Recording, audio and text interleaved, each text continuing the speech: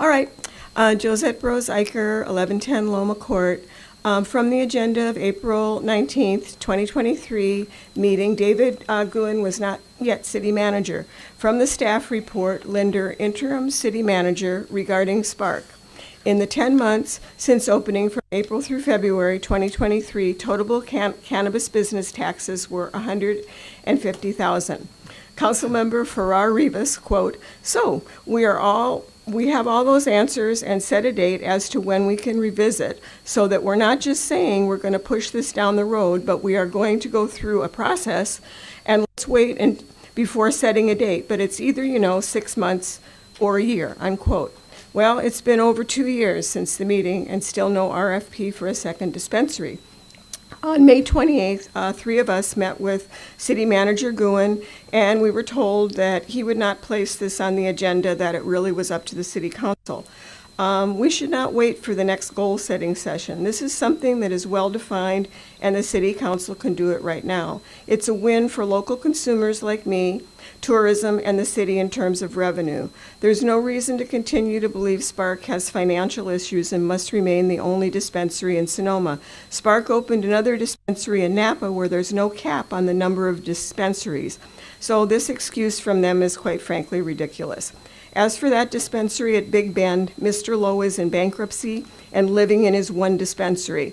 Keep in mind that Sonoma Valley residents are informed and boycott businesses owned by those that spew racism, threaten customers with tasers or firearms. So no, that's not our second dispensary. And I got 16 seconds, so there's a really good editorial about city budget in the Sun that David Bowling wrote. I urge you all to check it out and read it. Thanks so much. Thank you, Josette. Hello, David Eichar. Besides Mayor Farrar Rivas saying that bring the second dispensary back in 6 months to a year, I'd like to read some more quotes from the April 19th, 2023 meeting. Then Mayor Loe, quote, "I don't think that means we're closing off the discussion. I'm hearing Councilmember Ding wanting to bring this back and look at some financials," unquote. Councilmember Wellender, quote, "That doesn't mean that a year from now or 6 months from now, when something else comes back online and we're beginning to see the impacts, that we can make a more thoughtful decision," unquote. Mayor Loe, quote, "Well, we've identified a few things that we want brought back at some point, and we'll put that on an agenda and bring these things back and take a look," unquote.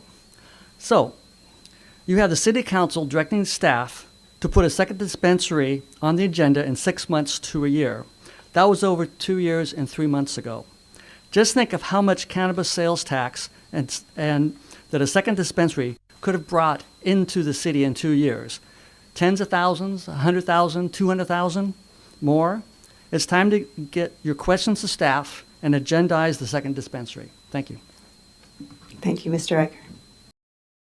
Good evening. I'm Perri, Ellis, Paniagua. I reside at 1140 Beasley Way in Sonoma. I'm a 34-year resident of Sonoma. Currently, we have 33, at last count, wine tasting rooms just around the plaza alone.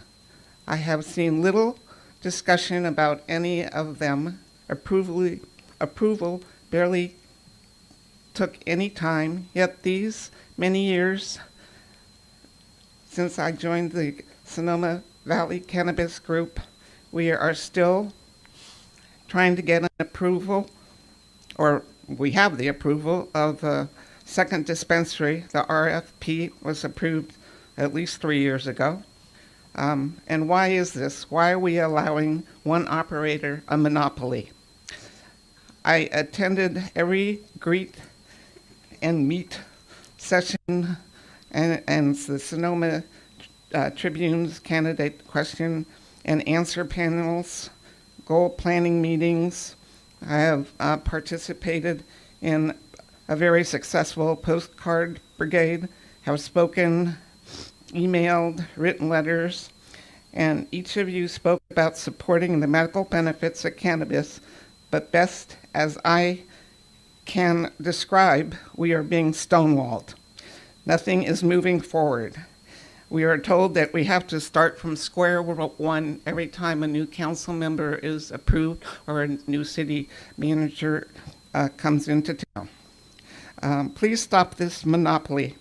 The right thing to do is open a second dispensary, which provides more economic opportunity for the city, and instead of passing another sales tax increase.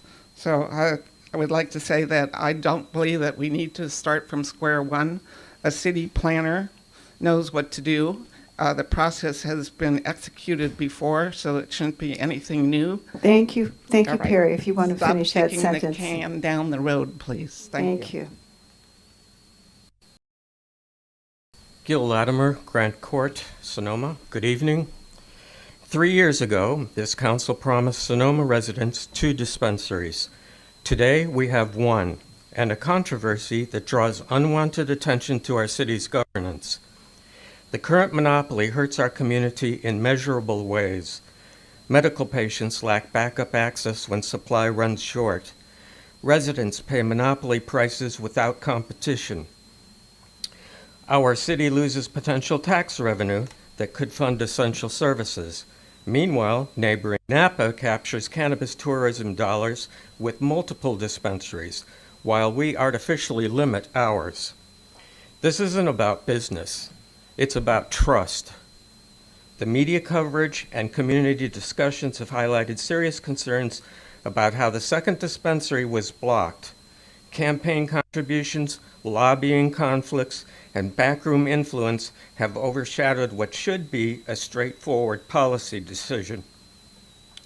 A second dispensary offers Sonoma concrete benefits, additional jobs for local residents, increased tax revenue for city services, geographic convenience for different neighborhoods, and competitive pricing that protects consumers.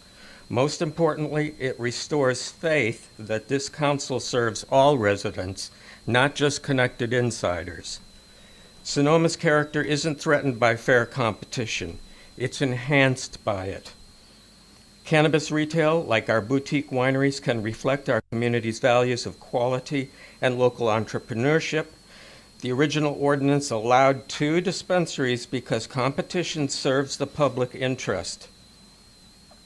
Honor that commitment. Give Sonoma residents the choice and competition you promised. Demonstrate that merit, not connections, drives policy in our city. Thank you. Thank you very much.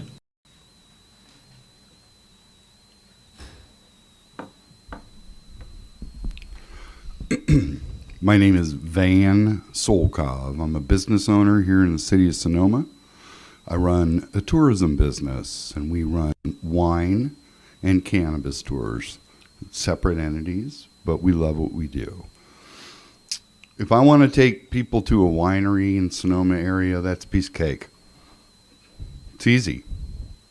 If I want to take people to a cannabis dispensary in the Sonoma area, that is a complete and total cluster. Lowe's insane. No one will go there. Erich's unethical, and his place is a dive bar relative to the myriad of opportunities that await right down Highway 12 in the city of Santa Rosa. So, that's what we do. We take our Sonoma tourists, we put them in our vehicles, we drive them to Santa Rosa, where they spend thousands of dollars before coming back to Sonoma for their evening. And that's because there's no choice here in the city of Sonoma. And that's because the city has fallen on itself by not moving forward with the process that's already been approved. Okay?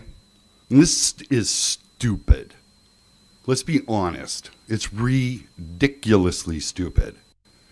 I spend time and money taking my guests to Santa Rosa, and I would just assume take them here. Again, nut boy out at the Circle. I'm not taking my guests into that place. And an unethical sleazeball is the only operator in town. Thank you.